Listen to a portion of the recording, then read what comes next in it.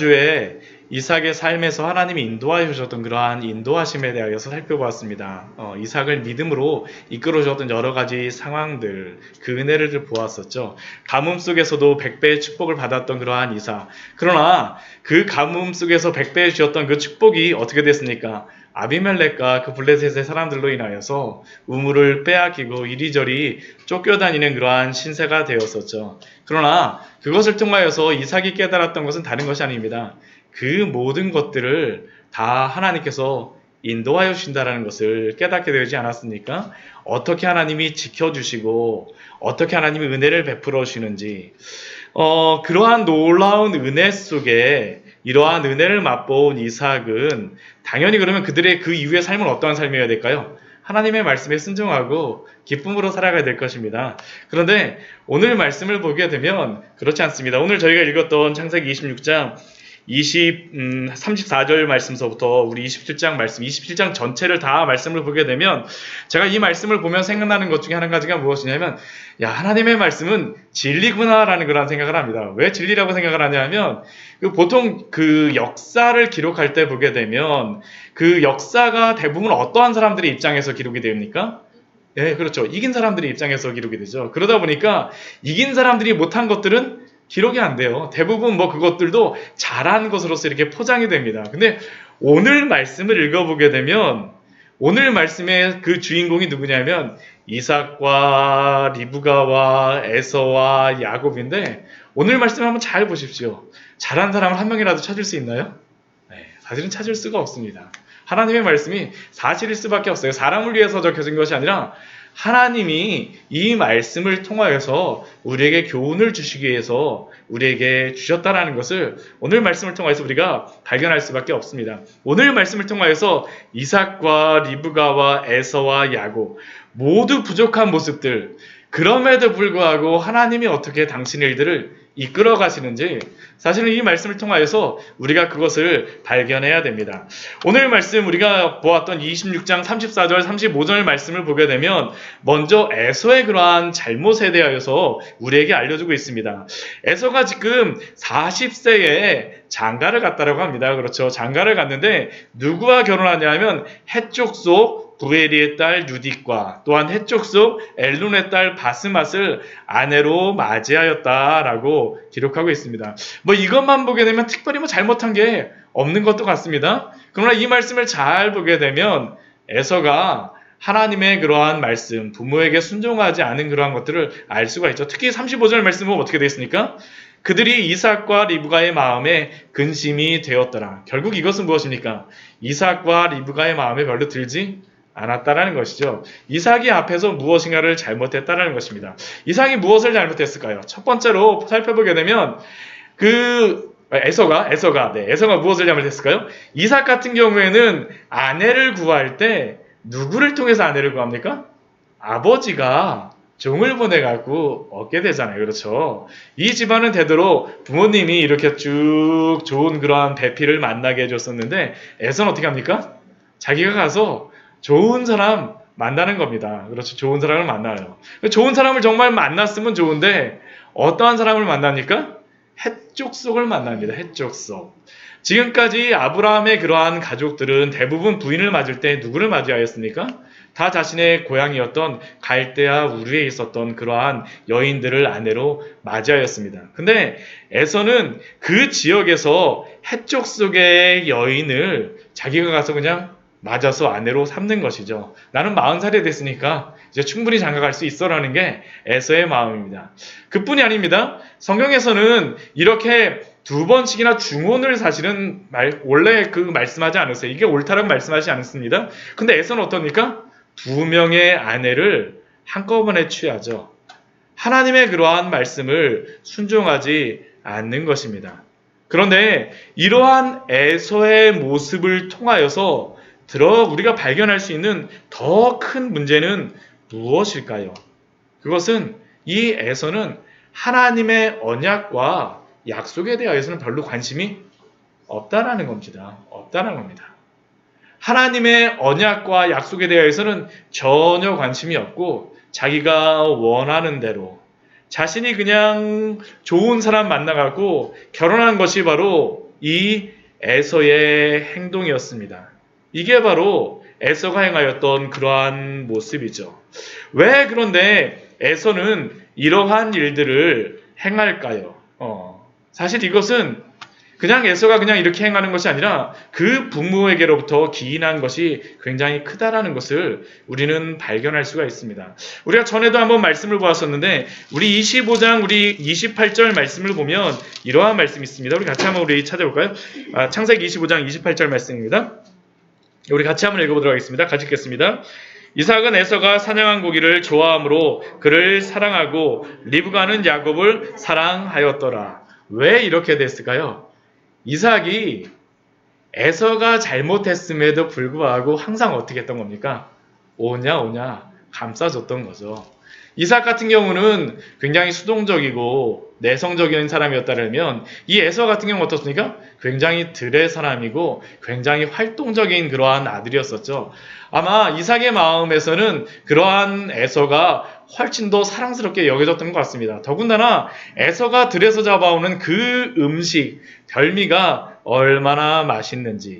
그러다 보니까 에서의 그러한 잘못된 부분에 대하여서 고쳐주지 않았던 것이죠. 결국 이삭의 편의 그러한 행동들이 에서로 하여금 잘못된 길을 가게 했다라는 것을 우리는 발견할 수가 있는 것입니다. 또 그뿐이 아니죠. 이삭이 에서를 편애하니까 또 리브가는 또 누구를 편애하는 겁니까? 야곱을 편애하는 겁니다. 야곱을 편애해요. 오늘 말씀 보면 그게 그대로 들어있지 않습니까? 우리가 자녀들을 키울 때 보면 잘못했을 때 잘못한 것을 향해서 그래 나는 너를 사랑하니까 잘했어 계속 칭찬만 해주면 어떨까요? 그게 정말로 잘한 줄 알고 계속 잘못된 행동을 하는 것입니다. 이게 바로 이삭의 모습이죠. 에서의 모습이죠.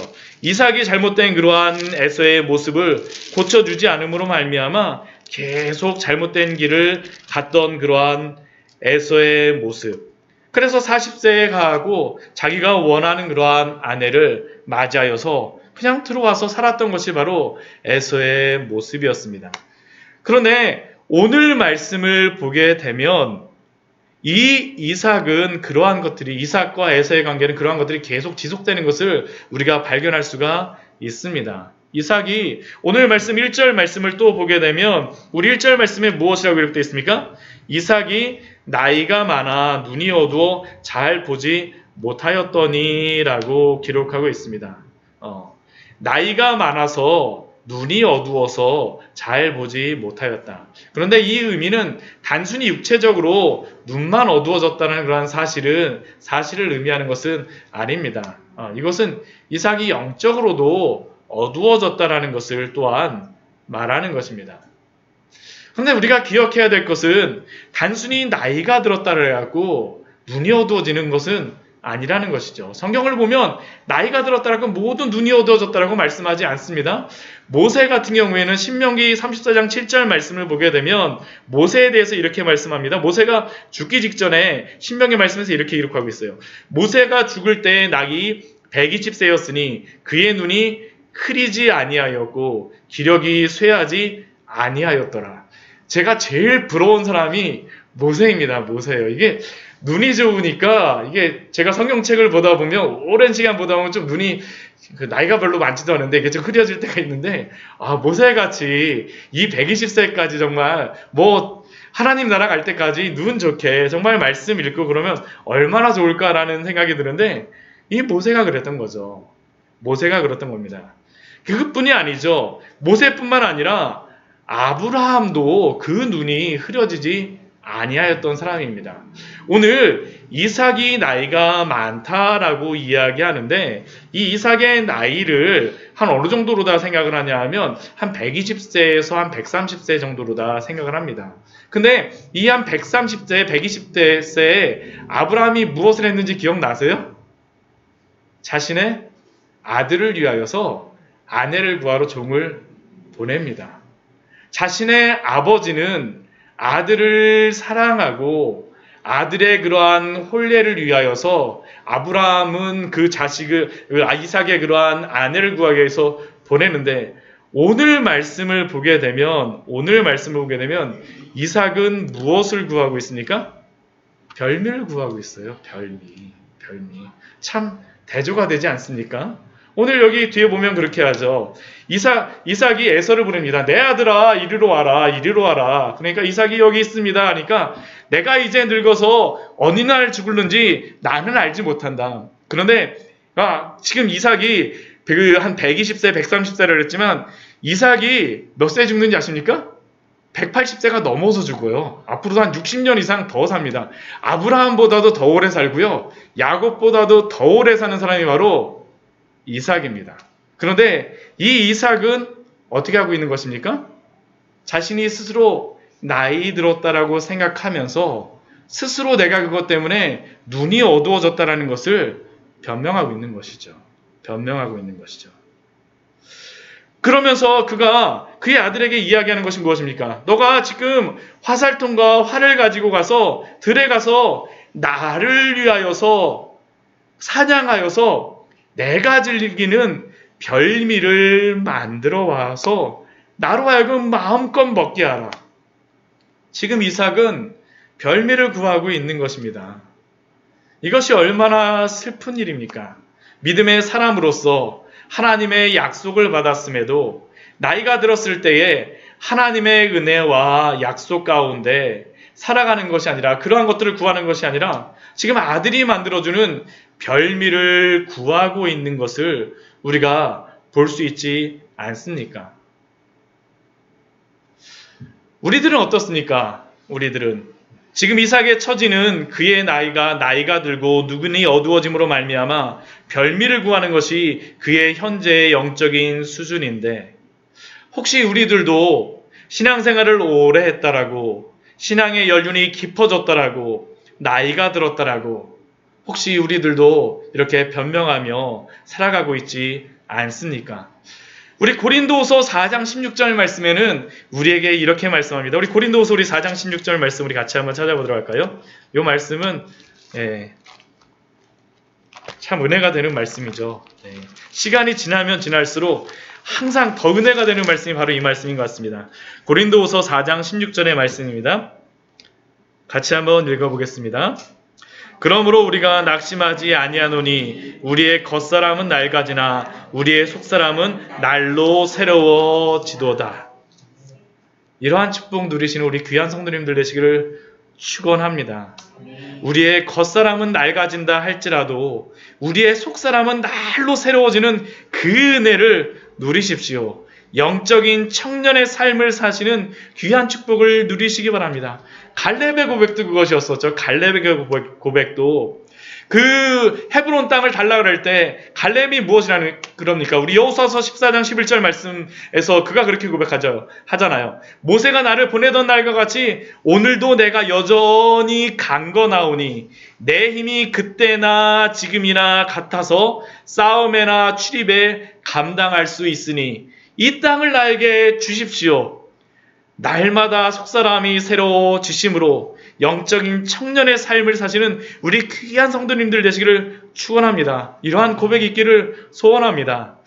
그런데 이 이삭의 진정한 문제는 이것보다 더 큰 문제가 있었었죠. 더 큰 문제가 있습니다. 단순히 별미를 구하는 게 이 이삭의 문제가 아닙니다. 영적인 눈이 어두워졌다는 게 바로 그의 진정한 문제였었죠. 그의 영적인 눈이 어두워지고 별미를 찾음으로 말미암아 에서를 편애하게 되고 그러므로 지금 누구를 축복하고자 하는 것입니까?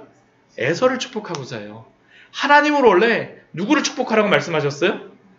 야곱을 축복하라고 말씀하셨잖아요. 앞부분 우리 25장 말씀에 보게 되면 하나님이 동생으로 하여금 더 크게 하겠다라는 그 말씀은 누구겠습니까? 야곱을 장자로 삼겠다라는 건데 지금 그 이삭은 에서의 그 별미를 기대하면서 자신의 편애에 따라서 하나님의 그 약속과 그 언약까지 잊어버린 것입니다. 그래서 야곱이 아니라 에서를 축복하려고 하는 것이 이 이삭의 문제였었죠. 결국 이삭의 눈이 어두워짐으로 말미암아 하나님의 언약이 무너질 위기에 처한 것입니다. 그런데 아십니까? 사탄도 우리의 영적인 눈을 어둡게 함으로 말미암아 예수 그리스도가 아니라, 복음의 약속을 붙잡는 것이 아니라 이 세상을 붙잡게 하지 않습니까? 사탄이 하는 것이 바로 그것이죠. 성도로 하여금 예수 그리스도를 의지하게 하고 예수 그리스도를 따라가게 하고 그의 말씀을 믿고 그 안에서 순종하며 그 안에서 누리며 평안함을 누리고 예수 그리스도를 굳게 붙잡는 것이 아니라 이 세상을 붙잡게 하는 것. 요즘 요한계시록의 말씀을 보면서 큰 성 바벨론이 멸망을 보고 있습니다. 그 큰 성 바벨론을 따르던 사람들이 멸망하였는데 그들을 유혹하였던 것이 무엇입니까? 세상의 여러 가지 우상숭배와 또한 우상숭배를 동반한 음행, 그리고 또한 돈, 부, 우리의 눈에 보이는 여러 가지 것들, 결국 사탄에게 속한 바벨론은 이러한 것들을 붙잡게 함으로 말미암아 예수 그리스도를 떠나게 하지 않습니까? 사랑하는 성도 여러분, 예수 그리스도를 붙잡으시기 바랍니다. 우리의 눈이 어두워짐으로 말미암아 세상을 의지하는 것이 아니라 예수 그리스도를 붙잡으십시오. 이것이 우리의 살 길이며 우리의 영적인 그러한 날마다의 그러한 새로움을 우리에게 주는 힘인 줄 믿습니다. 그리고 이러한 이삭의 그러한 모습 가운데 이 이야기를 누가 듣냐 하면 이 뒤에 보면 5절 이후의 말씀에 보면 이 말씀을 리브가가 들어요. 근데 이제 리브가는 누구를 사랑합니까? 야곱을 사랑하잖아요. 그러니까 이제 지금까지는 이삭과 그 에서와 작전 회의를 했다면 이제 누구와 누구가 작전 회의를 하는 겁니까? 리브가하고 이제 야곱이 작전을 해요. 근데 이 리브가하고 야곱의 작전 회의는 더 은밀하죠. 더 은밀해요. 더 은밀합니다. 이 5절 말씀을 보게 되면 리브가가 이 에서 그 자신의 남편이 에서에게 말하는 그러한 소리를 들었습니다. 그러자마자 이제 막 가갖고 누구에게 얘기하냐면 6절 말씀 보면 자신의 아들 야곱에게 말하죠. 내 아버지가 내 형 에서에게 말씀하는 것을 내가 들었는데 나를 위하여서 사냥하여 별미를 가져오라라고 너희 아버지가 그러시더라. 너희 아버지가 그것을 먹고 죽기 전에 여호와 앞에서 에서를 축복하게 하리라라고 말씀하셨어. 그런데 이삭과 이 리브가 사이에는 차이는 있습니다. 무엇이 차이일까요? 이삭은 하나님의 언약을 잊어버렸지만 리브가는 언약을 잃어버렸을까요? 그거는 저 잊어버리지 않았습니다.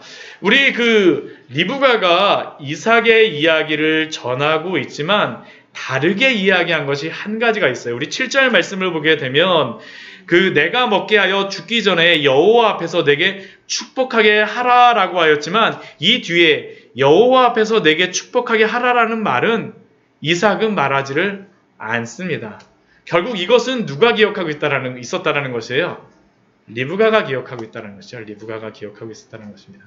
하나님의 그 언약을 기억하고 리브가는 어쩌면 그 언약의 원래 하나님의 성취대로 이루어지는 것을 원했던 것이죠. 그래서 야곱을 불러서 이러한 것들이 있으니까 우리가 이런 것들을 제대로 바라잡아야 되지 않겠니? 라고 그녀는 그의 아들에게 말하였습니다. 그런데 문제는 무엇입니까? 그녀가 하나님의 언약을 인지하긴 하였었지만 그 언약이 무엇인지는 알고 있었지만 그 방법은 옳지가 않죠. 옳지가 않습니다. 오늘 뒤에 말씀해 보게 되면 리브가가 그러한 방법을 어떠한 방법을 썼는지를 우리에게 알려주고 있습니다. 우리 뒤에 말씀해 보게 되면 우리 8절 말씀 보게 되면 리브가가 야곱에게 이렇게 말하죠. 내 아들아 내 말을 따라 내가 내게 명하는 대로. 리브가는 하나님의 언약을 붙잡고는 있었지만 실행의 방법은 무엇이었습니까? 내 말을 따라 내가 내게 명령하는 대로 내 뜻대로 행하겠다라는 것이죠. 하나님의 언약은 붙들었지만 성취는 내 마음대로 하고자 하는 리브가의 모습들. 철저하게 그녀는 하나님의 방법을 따르는 것이 아니라 그녀의 그러한 방법, 세상적인 방법, 죄의 방법을 따라서 자신이 그러한 방법들을 취하는 것입니다. 그래서 이제 야곱에게 이제 방법들을 알려줍니다. 무엇을 알려줍니까? 염소떼에게 가서 좋은 염소 새끼 2마리를 내게로 가져와라. 양이 아니라 염소예요. 왜 염소를 가져오라 그랬을까요? 염소가 조금 더 질기지 않습니까? 제가 그 양고기하고 염소고기를 동시에 안 먹어봐서 잘 모르겠는데 염소고기가 좀 더 질기더라고 이야기를 하더라고요. 예. 그러니까 이게 들에서 짐승을 잡아오니까 어떻습니까? 양보다는 조금 더 질긴 염소를 가지고 음식을 만들고자 하는 것이죠. 예. 아주 철저하게 준비합니다. 그러면서 또 어떻게 합니까? 너가 만약 그걸 가져오게 되면 내가 내 아버지가 만드는 그 별미를 만들어서 줄게. 그리고 그것을 가져다가 아버지에게 드려서 그 이삭에게 드려서 죽기 전에 내가 축복을 받도록 잡수시게 하라라고 말합니다. 그렇다면 이러한 이야기를 들었다면 야곱이 이러한 이야기를 듣고 제대로 된 그러한 신앙의 인물이었다면 어떻게 행동해야 될까요? 아니에요, 어머니. 그렇게 하시지 마시고요. 기다려야죠, 어머니. 이렇게 말하는 게 정상이지 않겠습니까? 근데 야곱이 걱정은 합니다. 그렇게 따르고자 하진 않아요. 근데 그러한 의미에서 말하진 않죠. 왜 그는 그것에 대해서 무엇이라고 말합니까? 야곱이 그의 어머니 리브가에게 말하되 내 형에서는 털이 많은 사람이요 나는 매끈매끈한 사람인지 매끈매끈한 사람이기 때문에 아버지가 나를 만져보게만 하면 어떻게 한다는 겁니까? 복음고사하고 내가 저주를 받겠습니다. 어머니의 그러한 잘못 때문이 아니라 지금 무엇 때문에 야곱은 그 이야기를 듣지 않고자 해요? 들킬까봐. 똑같다라는 것입니다. 그렇죠. 결국 오늘 나왔던 이 4명의 사람들, 이삭도 그렇고 에서도 그렇고 리브가도 그렇고 야곱도 그렇고 어떻습니까? 다 각자 자기의 방법들을 따라서 다 자기의 길로 가고 있는 것입니다. 그런데 야곱이 이렇게 말하였을 때 리브가가 분명하게 이야기하죠. 우리 13절 말씀을 보게 되면 리브가가 그 아들 야곱에게 이렇게 말합니다. 내 아들아 너의 저주는 내게로 돌리리니 내 말만 따르고 가서 가져오라. 참 무서운 말이지 않습니까? 너의 저주를 내가 대신 받을 테니까 너는 내 말대로 가서 하면 돼. 우리는 이러한 리브가의 모습을 통하여 한 가지 교훈을 발견할 수 있습니다. 그 목적이나 동기가 옳다라고 하면 그 과정은 아무렇게나 해도 괜찮는가라는 그러한 질문입니다. 괜찮을까요? 그렇지 않죠. 그렇지 않습니다. 오늘 성경에서 그것을 분명히 말하지는 않지만 이제 이후의 사건을 보게 되면 우리가 분명히 알 수 있는 것은 무엇이냐면 리브가는 하나님에 대한 언약을 충성심을 가지고 또한 그것을 지키고자 하고 하지만 그 결과적으로 어떻게 됐습니까? 야곱을 그 언약의 그러한 사람으로 세우고자 하지만 그러나 그 결론적인 삶을 보게 되면 야곱의 삶은 무엇입니까? 평생 험악한 삶을 살았다라는 게 야곱의 고백이었었죠. 하나님의 방법이 아니라 하나님의 그러한 수단이 아니라 세상의 방법으로 행하였을 때 야곱의 그러한 인생의 고백이 험악한 인생을 살았다라고 그의 말년에 말씀하지 않습니까? 그리고 또한 이후의 말씀을 보게 되면 리브가가 꾸민 이 일을 통하여서 리브가는 야곱이 축복을 받고 장자의 그러한 권리를 받기로 했습니다. 장자가 되면 무엇을 합니까? 2배의 축복을 받지 않습니까? 근데 우리 뒤에 말씀을 보게 되면 야곱이 2배의 재산을 이삭에게 받았다라는 말이 없습니다. 오히려 라반의 집에서 돌아왔을 때 어떻게 돼요? 자신의 재산을 누구에게 줍니까? 형한테 에서에게 주지 않습니까? 에서가 가지고 있던 그 재산은 무엇이겠습니까? 아버지의 재산이었겠죠. 아버지의 재산. 결국 이 리브가가 했던 그러한 것들을 가지고 실질적으로 평안하게 살아갔던 사람은 에서였지 야곱이 아니라는 겁니다. 더군다나 리브가는 이 뒤에 말씀해 보게 되면 조금만 이 일 때문에 라반의 자신의 그 삼촌의 집 야곱의 삼촌의 집으로 가게 되지만 조금만 있다가 너의 형이 분노가 풀리면 돌아오라고 하지만 금방 돌아왔을까요? 금방 돌아오지 못합니다. 한 20년 넘게 그 삼촌의 집에 가서 고생하고 옵니다. 그동안 리브가는 어떻게 됐을까요? 죽었어요. 성경에 더 이상 오늘 그 창세기 27장 이후로다 리브가가 등장하지를 않습니다. 그렇다라는 얘기는 리브가가 죽었다라는 것을 우리에게 암시하는 것이죠. 결국 그녀는 그의 사랑하는 아들이 잘 되는 것을 보고자 했지만 그녀의 생각과는 다르게 오히려 그 아들의 삶은 험악한 삶이 되었고 또한 그녀의 삶도 짧은 그러한 인생을 살았음을 우리가 알 수 있지 않습니까? 그리고 이 에서의 집안과 또한 야곱의 집안은 형제의 집안이 아니라 나중에는 어떤 집안 같이 됩니까? 원수의 집안과 같이 되어져 버리죠. 우리는 이 리브가의 삶을 통하여서 우리에게 질문해 보아야 합니다. 우리는 우리가 옳다라고 하는 그러한 당위성만으로 하나님의 일을 인간의 방법으로 실행하고 있지는 않습니까? 사실 이 리브가 같은 잘못을 우리가 너무나도 많이 저지르고 있지 않나요?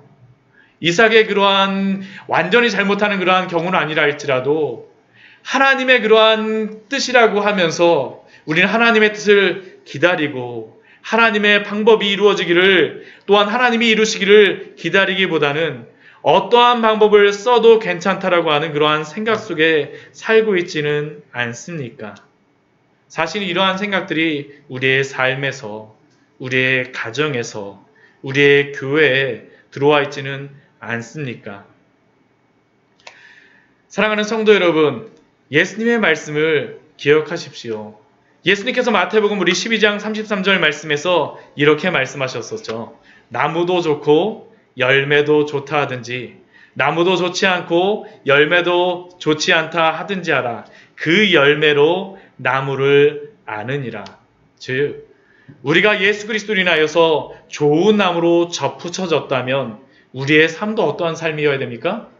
거룩한 열매를 맺는 그러한 좋은 거룩한 삶을 살아가야 될 줄 믿습니다. 하나님의 때를 기다리며 하나님의 방법으로 이루어지기를 날마다 기도하며 거룩한 삶을 살아가십시오. 말씀을 정리하도록 하겠습니다. 오늘 우리는 이삭과 리브가, 에서와 야곱의 삶을 보았습니다. 특히 이삭과 리브가의 삶을 통하여서 그들의 잘못이 무엇인지 또한 그들의 잘못으로 인하여서 그들의 자녀들의 삶에 어떻게 영향을 미쳤는지 우리가 보았습니다.